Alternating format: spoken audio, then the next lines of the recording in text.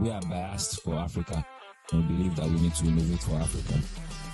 Hi everyone, I'm Sabine van der Linden. I run Venture Labs under the name of Alchemy Crew. My name is Tunji Andrews, founder and CEO at Awaba. You need to have products that are simple enough that someone that's never bought insurance before can understand them in a 2-minute phone call. 2014, Nigeria's first InsurTech platform was formed, Moto Juniors. I believe there's a huge opportunity to reshape the narrative of insurance. This is Arun Iyer, founder and CEO of Alpha Direct. Dr. Neto, founder and CEO of Willa Health. My name is Benton. I'm the founder and CEO of NotebookLM. This is Glo, the CTO at Pineapple. This is Herman from Austria, Managing Director of Insurance.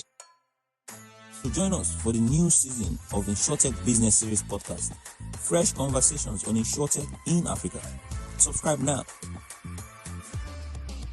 Imagine a whole industry, one that touches almost everyone, really taking a hard look at itself and saying, okay, we need to change. And crucially, we need to do it together. Mm-hmm. And that transformation, that's exactly what we're diving into today. We're digging into some really critical insights coming out of Nigeria, specifically around insurance innovation. Yeah, and the source material we're using here, it's not just some third-party report. This is straight from the horse's mouth, so to speak. Exactly. We're looking at the Communique, basically the summary notes from the first 2 IBS Insurance Innovation Roundtables. These happened back in October 2024 and then March 2025. And these weren't small meetings. They brought together, well, pretty much everyone who matters in that ecosystem. Right. You had the traditional insurers, the tech innovators, the InsurTechs. You had the regulator, brokers, investors, even market enablers, all in one room. So our mission today is really to pull out the most important nuggets for you, the listener. What are the big roadblocks? What's really preventing insurance innovation from taking off in Nigeria?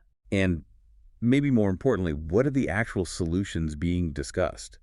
What are these key players proposing to do about it? Think of this as your express pass to understanding the pulse of that whole sector's evolution, how it's trying to grow. And it's worth mentioning why this roundtable even started. Apparently, there's been this persistent disconnect, almost like a wall between the old guard insurance companies and the newer tech startups. A real gap. Yeah, a gap. So the roundtable was specifically set up to try and bridge that, create a neutral space for, real talk and hopefully real action. Okay, so let's get into it. Looking at that communique from those initial sessions, what were the big recurring themes? The major issues that kept popping up? Well, the first thing that really jumps out is this fundamental need for alignment. And it wasn't just about technical jargon. Not just definitions. No, not at all. It was about getting on the same page with objectives. What are we trying to achieve together? And what are the expectations for working together? Okay. So managing how insurers and InsurTechs actually collaborate. Exactly. Mm-hmm. The feedback was that too many past partnerships felt purely transactional. Insurer buys a piece of tech, end of story. Right. They need to move beyond that towards more strategic collaborations, shared goals, shared risks, shared rewards. That makes a lot of sense. You can't innovate properly if you're not even pulling in the same direction or agreeing on what winning looks like. Mm-hmm. And that lack of alignment, it feels like it probably feeds into another huge issue they flagged, right? Trust. Oh, absolutely. Trust, or the lack of it, came up again and again, and it's layered. How so? Well, there's the trust gap between the insurers and the InsurTechs themselves, maybe based on past experiences or just different ways of working, different speeds. Okay, internal industry trust issues. Yeah, but then there's the bigger one, perhaps the most critical one, the Communique highlighted. The deep, deep lack of trust from consumers towards insurance in general. That sounds like the bedrock problem. It really does seem like it. If people don't trust the fundamental promise of insurance, everything else becomes academic almost. Yeah, you can have the best tech, the best partnerships.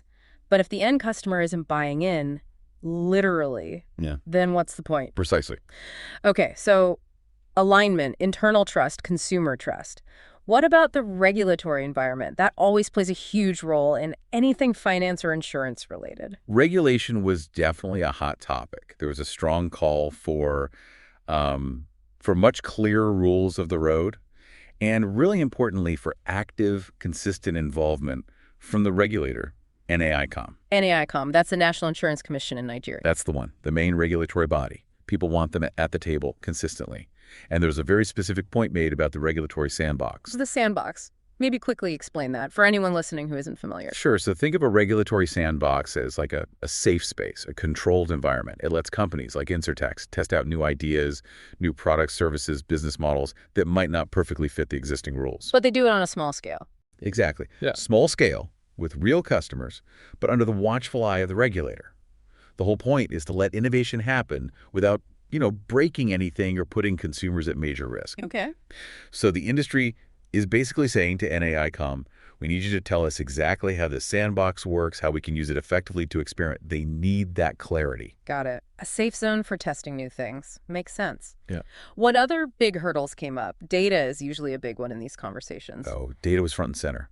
The Communique really points out how fragmented and siloed all the data is. It's stuck in different systems within different companies. So no single view of the customer, I imagine. Pretty much impossible. Yeah. And it makes basic things really hard too, like effective underwriting, setting fair prices, even spotting fraud. It's a major drag on efficiency. Right. So there's this urgent recognition that they need a more joined-up approach, more transparency, better ways for systems to talk to each other, interoperability, so they can actually use the data they have. That siloed data issue isn't unique, but it sounds especially painful in insurance where risk assessment is everything. Definitely. And tied into the innovation side, especially for the InsurTechs, was the age-old problem of funding. Access to capital, always a challenge for startups. Yep, flagged as a recurring issue. Startups need that investment fuel to grow and scale their ideas. But was there a new angle on it? Kind of. The interesting part, reading the communique, is the focus on the opportunity for the traditional insurance companies to step up here, to become more proactive investors themselves. So not just partners buying tech, but actually putting money into the tech companies. Exactly. Shifting that dynamic, taking a stake in the innovation. Interesting. Okay, and the last big challenge area you mentioned earlier, public perception. Yes, that looms large. The reality is, for many people in Nigeria, insurance is seen as, complicated, maybe too expensive, or just not something they need. It's misunderstood. A perception problem. A big one. And the communique stresses that fixing this isn't a job for just one company. It needs everyone pulling together. A collective effort to educate people, simplify things, and actually show the value insurance brings. Rebuild that trust we talked about. Wow, okay. That is quite a list of challenges. You've got internal alignment, the trust deficit at multiple levels, regulatory hurdles, data fragmentation, funding bottlenecks, and this fundamental public perception issue. It's a complex picture. Definitely. So faced with all that, what did the roundtable participants actually propose? What were the concrete solutions or recommendations put forward? Okay, so to tackle that alignment and trust issue between insurers and InsurTechs, a key recommendation was setting up proper structured partnership models. Meaning moving way beyond just buying and selling. It means things like actively co-designing new products together, insurers and InsurTechs sitting down from day one. Okay. And agreeing on shared KPIs, key performance indicators, Yeah. so defining success together, and launching joint innovation projects where both sides have skin in the game. So really embedding the collaboration, moving from just a transaction to co-creation. Exactly. Co-creation is a good way to put it. And what about that idea of insurers becoming investors? That was another major recommendation. Actively encouraging direct investment from insurance companies into InsurTechs. How would that work practically? The communique suggested a few ways. Maybe insurers setting up their own corporate venture capital arms, dedicated funds for investing in startups. Right. Or potentially equity-linked pilot programs where, say, an insurer invests in an InsurTech, and that investment is tied to successfully piloting their technology within the insurer's business. That really aligns incentives, doesn't it? Both sides want the pilot to succeed. For sure. It makes the partnership much stickier and more strategic. Okay, smart. Now, what about tackling that massive data fragmentation problem? That sounds tough. It is tough, but the recommendation is equally ambitious. Develop an industry-wide data framework. Woo! Across the whole industry. That's the goal. To create common standards, common protocols, basically a common language for data, to make sharing and interoperability much easier between different companies. The potential benefits must be huge if they could pull that off. Immense. Think about better customer insights, much sharper underwriting and pricing, more effective fraud prevention. It could really boost the whole industry's performance and competitiveness. A truly data-driven sector. Okay, that's a big one. And connecting back to the regulator, NAICOM, what was the ask there? The main thing was consistent participation. The industry wants NAICOM involved in every future roundtable session. Not just an occasional check-in. No, they see the regulator as a crucial partner, someone who needs to be part of the conversation to help shape policy that actually enables innovation, not just restricts it. And the sandbox specifically. Yes, pushing forward with the regulatory sandbox, making it clear how it works and how companies can use it safely, was highlighted as absolutely vital for experimentation. Right, keep the regulator in the loop and actively involved. Seems essential. How did they suggest actually getting those collaborative innovation projects off the ground? The idea is quite practical, actually. Use industry surveys to figure out the most pressing shared problems or opportunities. Okay, identify the pain point. Exactly, and then launch specific collaborative projects designed to tackle those issues. Because the projects come from identified industry needs and involve multiple players, the hope is the solutions will be more relevant, scalable, and get better buy-in. Using collective intelligence to guide collective action, I like that. And the big one, consumer trust and perception. How do you even start to tackle that? With a big coordinated push. The recommendation is for a national insurance awareness campaign. Like TV ads. Maybe some of that, but the suggestions were broader. Things like using storytelling to make insurance relatable, community engagement, getting out there and talking to people, using digital channels effectively to reach younger audiences. So less jargon, more connection. Pretty much. Demystify the products, improve basic financial literacy around insurance, and actively work on rebuilding that fundamental trust. Make it feel relevant and understandable. A long-term effort, for sure. What about the roundtable itself? How do they make sure this momentum continues? That was a specific recommendation, too. Institutionalize the IBS roundtable. Make it a permanent fixture. Not just a couple of meetings. Right. Set up a regular schedule, have structured follow-ups to check progress on these recommendations, clear reporting, maybe even expand who's involved over time. The idea is to build a sustainable platform for ongoing dialogue and change. Turn the talking shop into an engine room. Nicely put, yes. And lastly, leveraging other organizations already working in this space. Yeah, strengthening collaboration with what they call market enablers. Organizations like IFI-Maya were mentioned. IFI and Enhancing Financial Innovation and Access. They do a lot of research, right? Exactly. They have great data and insights on consumers and the market. The idea is, by working more closely with them, the insurance industry can get more accurate research, better data for planning, and design interventions that are more likely to hit the mark.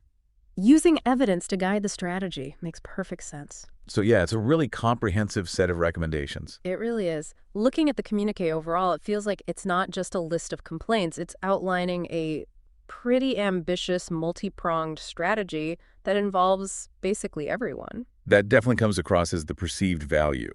The people involved seem to see this roundtable not just as a forum for discussion, but as a genuine catalyst for measurable change. You get the sense of a real appetite for transformation there. Yeah, it feels like it's positioning innovation, collaboration, and really focusing on the customer as the non-negotiable pillars for the future of insurance in Nigeria. And the roundtable itself is meant to be that critical bridge, connecting the ideas being talked about with, actual implementation on the ground. We should probably also mention the organizations that really back this and got it started.